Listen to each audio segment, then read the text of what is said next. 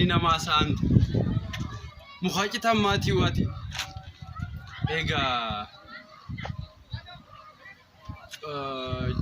jireenyi keenyaas akkana fakkaata numa jirraa jechuu akkatti jirrutu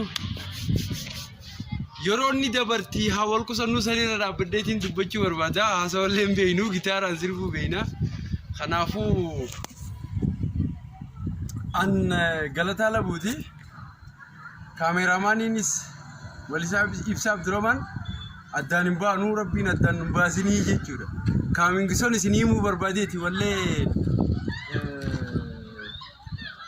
wallee afaan Oromoodhaa tan riitimni isii yookaan dibbeen isiidhaa laatiinoo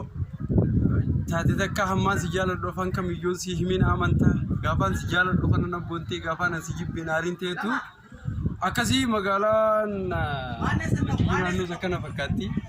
takkanaa tana har'a sa'a booda gitaaraan tapha adda addaa isinii taphachuudhaaf walitti deebinaa kanaafuu Galataa Labuutii kaameraamaaniin ibsaa Abdurrahmaanii